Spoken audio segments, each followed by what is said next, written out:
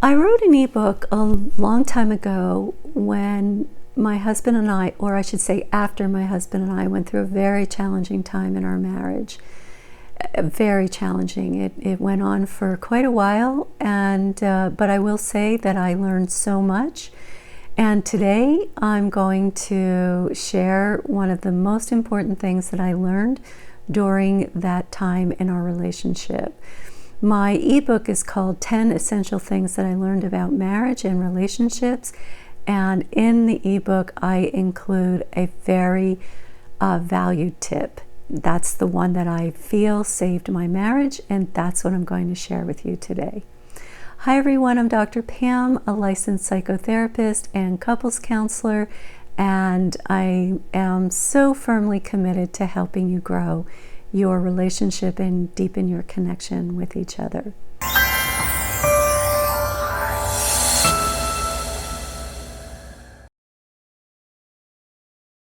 So let's get started. Oh, by the way, you can download my ebook on my homepage on my channel, and it is free. Let me say this. All of us need someone to talk to when we are going through a challenging times in our life. I'm referring to talking to someone when we're going through challenging times in our romantic relationship. And it's often the case that we turn to friends and family because they are our support and they love us. And while this can create a sense of camaraderie and can provide comfort, discussing challenges that we encounter in our romantic relationships with friends and family can sometimes be problematic. One of the reasons that it can be problematic is that it's vital to consider that each individual's tolerance within a relationship is shaped by a multitude of factors, such as familiar behaviors that we were exposed in our early years, or differing personalities, meaning that we can enjoy something about a person and tolerate something about them that another person would not. Face value, sharing our romantic struggles with friends appears to be a straightforward source of solace and guidance, yet this can potentially lead us into not being helpful or being helped when we are so desperately in need of help. Friends, no matter how well-intentioned, they may lack the full context of our romantic relationship. They might only know snapshots of our stories, and they can often come from a bias based on their own perspectives, their own experiences in life. And so their advice may often be skewed or unfair toward you, but most likely unfair toward your partner, which can ultimately unintentionally exacerbate relationship challenges rather than resolve them. Friends can also project their own experiences, bias, expectations onto our situations, leading to advice that, while perhaps may be beneficial for them, may not be suitable or constructive for you. Or we may even find that the experience of incredible validation regarding what we go through in our relationship, and let me just preface by saying validation is one of the most important things that we need. When I taught at our local college, I was known as the validation lady because I taught the incredible value of giving and receiving validation. But as I have learned, validation can have a dark side. Sometimes validation can cement a person in their position against their partner.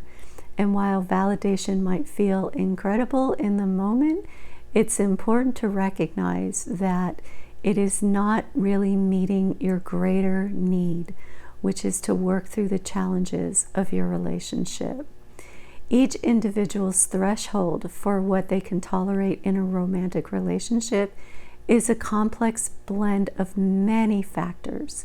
For instance, if a child was raised in an environment where loud arguments were normal, they may grow up as an adult who perceives heated discussions as normal and even healthy part of their relationship.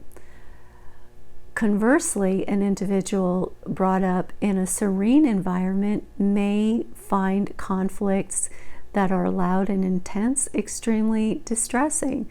This explains why advice from friends who likely have had completely different childhood experience and thus different tolerant levels, they can give advice that can be misleading or even harmful.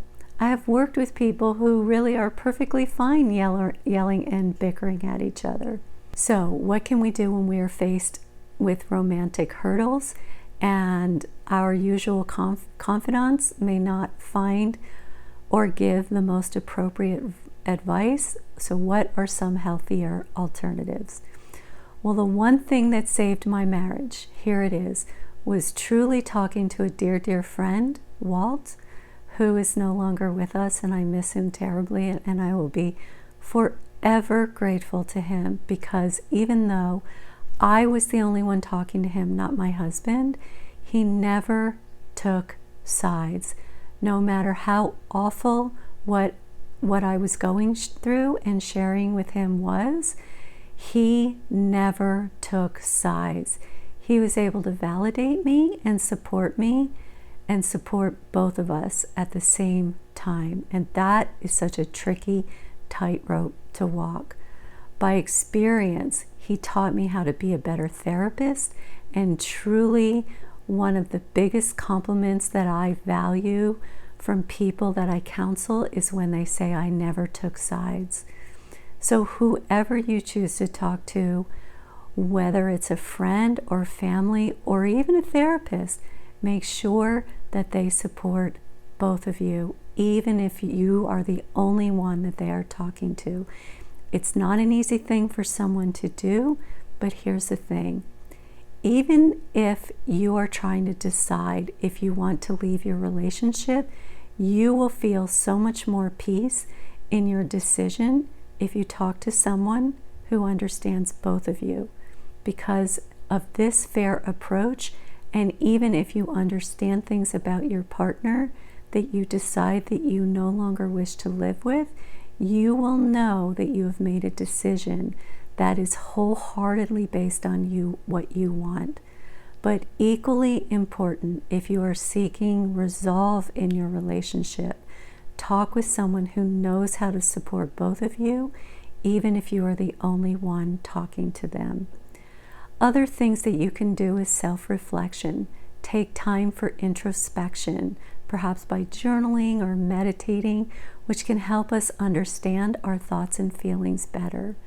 By exploring our emotions in a non-judgmental space, we can gain clear insight into our relationship challenges. I do this all the time with journaling. I get such a clearer perspective when I get out of my head and I journal. Another invaluable source of learning is from different sources: books, articles, podcasts, seminars about relationships, which can also offer valuable advice and perspectives. They can expand your understanding and equip us with practical tools to handle relationship challenges. Remember, relationships are deeply personal journeys. While sharing our struggles with friends can offer a source of comfort, it's important to remember that each individual relationship experiences, tolerance, and solutions are unique and shaped by a complex blend of past and present experiences and personal growth. So the most important takeaway from this video is to turn to any source that supports both of you so that you can either move forward together, or, like I said, if you're moving in a direction where you are leaving your relationship, you will feel that you have done so in fairness and understanding. So thank you so much for watching. I hope you found this video helpful to you. Please leave me a comment and let me know how you find sources that are supportive to both of you. I would love to read them. See you soon.